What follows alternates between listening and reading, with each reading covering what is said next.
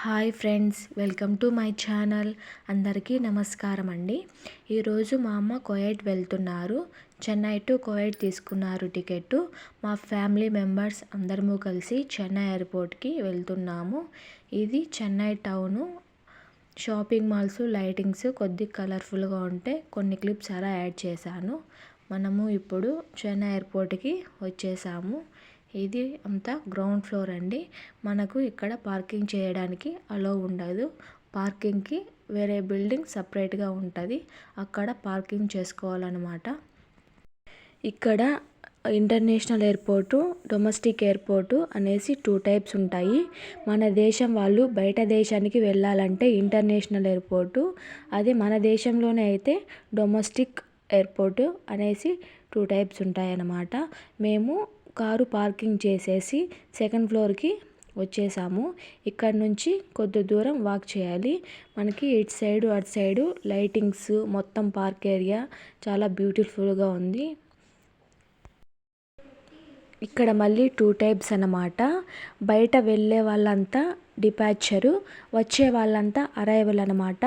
అమ్మ బయట దేశం వెళ్తోంది కాబట్టి డిపాచరు D1, D2, D3, D4, D5 అలా ఉంటుంది. వచ్చే వాళ్ళంతా అరైవల్ కాబట్టి వాళ్ళకు A1, A2, A3 అలా ఉంటుంది. వాళ్ళు ఫస్ట్ ఫ్లోర్, సెకండ్ ఫ్లోర్ అలాగా వచ్చేస్తారు. ఇప్పుడు మనము రోడ్ అటు సైడ్కి షిఫ్ట్ అవ్వాలి. వెహికల్స్ చాలా ఫాస్ట్గా వచ్చేస్తున్నాయి. ఇప్పుడు మనము అటు సైడ్ నుంచి ఇటు సైడ్కి వచ్చాము, D6 ఎంట్రీ దగ్గరికి. ఇప్పటికే చాలా లేట్ అయిపోయింది. ఫ్లైట్ 10:50కి టేక్ ఆఫ్ ఉంది. ఇప్పుడు టైం 9:30 అలాగవుతోంది. బోర్డింగ్ టైం అయిపోతుంది అనేసి చూస్తూ ఉన్నాము. ఫాస్ట్గా లోపలికి వెళ్ళిపోవాలనేసి.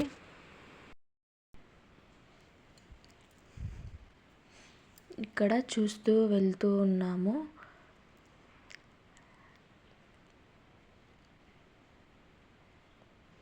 ఇక్కడ లోపల బోర్డింగ్కు వెళ్ళడానికి డైరెక్షన్స్ చెప్తూ ఉన్నారు.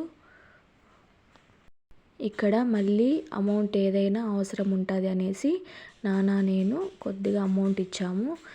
మళ్ళీ మనకి అక్కడ కువైట్ ఎయిర్పోర్ట్లో దిగాక మన రూపీస్తో అక్కడ పని ఉండదు. ఈ రూపీస్ని అక్కడ దినార్లలోకి మార్చుకొని మనకి ఏదైనా అవసరాలకు పెట్టుకొని ఉండవచ్చు. అప్పటికి మేము డిన్నర్ ఏం చేయకుండా టైం అయిపోతుందనేసి ఫాస్ట్గా వచ్చేసాము. అమ్మకి డిన్నర్ బయటే ప్యాక్ చేసి ఇచ్చేసాము. లోపల బోర్డింగ్ అయిపోయిన తర్వాత డిన్నర్ చేస్తుంది అనేసి. ఇక్కడ పాస్పోర్టు, టికెట్ అనేది బయట తీసి పెట్టుకుంటుంది. అక్కడ వెళ్తూనే వాళ్ళకి చూపించాలి కాబట్టి అన్నీ బయట తీసి పెట్టుకుంటుంది.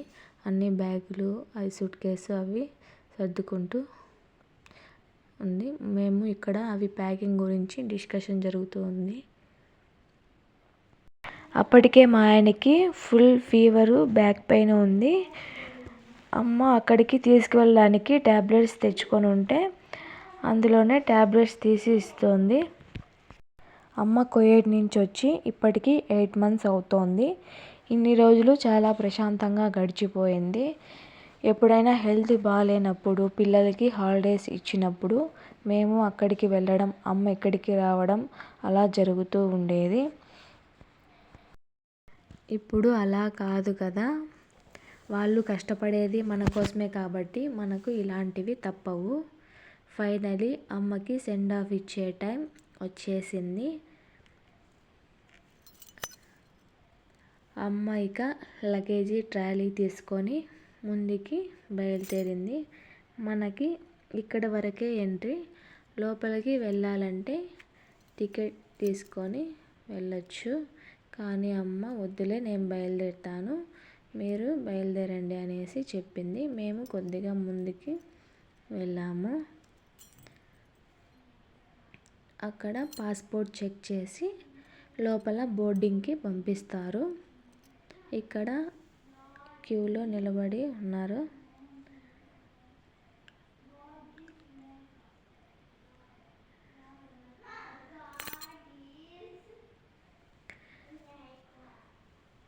మేము ఇక్కడ నిలబడి ఉన్నాము.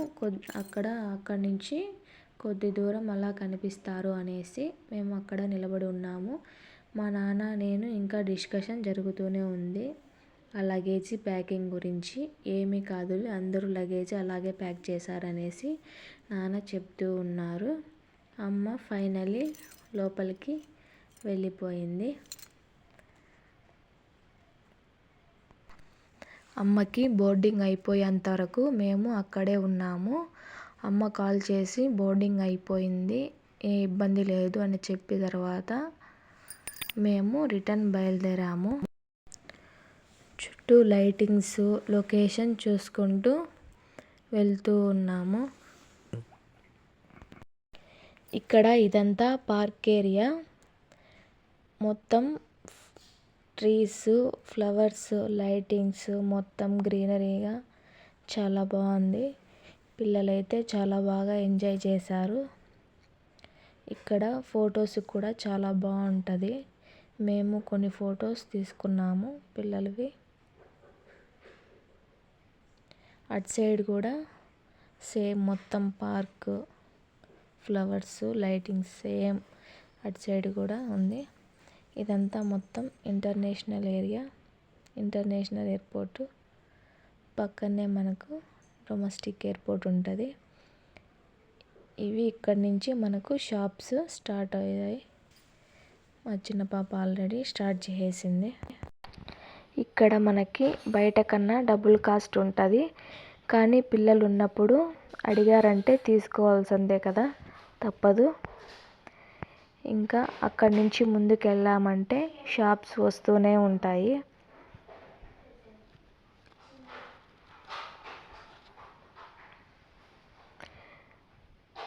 కొద్దిగా ముందుకు వెళ్ళామంటే పిల్లలకి గేమ్స్ కూడా ఇక్కడ ప్రొవైడ్ చేశారు.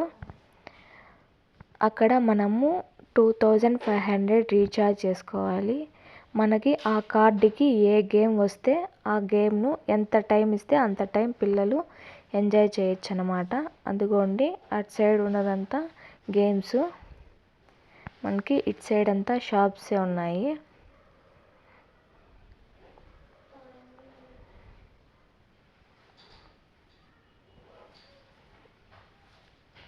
ఇవంతా మనకి పిల్లలు ఆడుకునే గేమ్స్ అన్నమాట.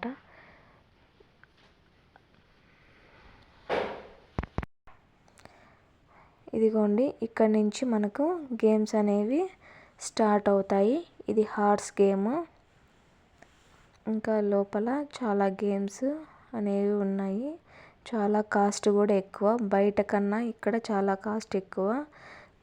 కానీ చాలా కొత్త కొత్త గేమ్స్ అన్నీ చాలా ప్రొవైడ్ చేశారు.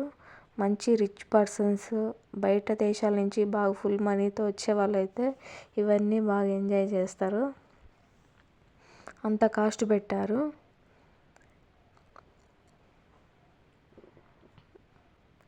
ఇవి అంతా మొత్తం గేమ్సే.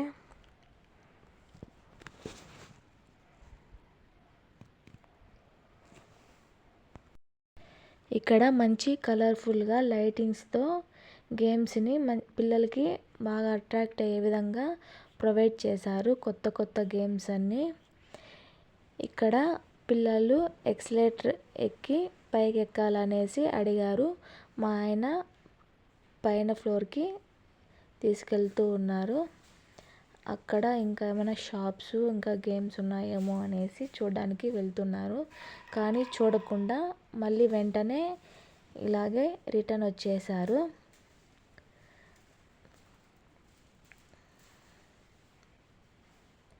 వాళ్ళకి ఆ ఎక్సలేటర్లో వెళ్ళాలనేది అదొక ఆనందము.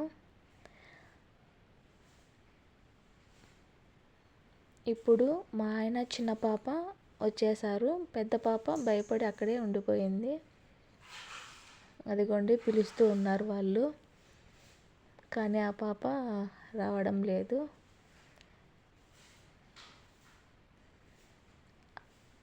ఒక్కటే రావడానికి కొద్దిగా భయపడింది. వేరే ఆవిడ వస్తూ వస్తూ ఆ పాపని కూడా తీసుకొని వచ్చిందన్నమాట. అదిగోండి వస్తూ ఉన్నారు.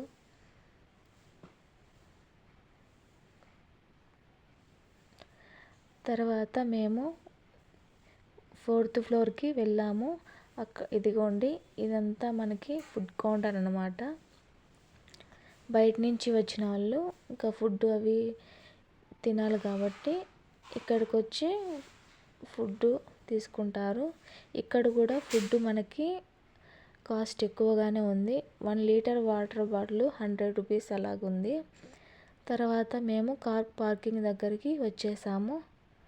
తర్వాత అమ్మ కూడా ఫ్లైట్ ఎక్కేసింది.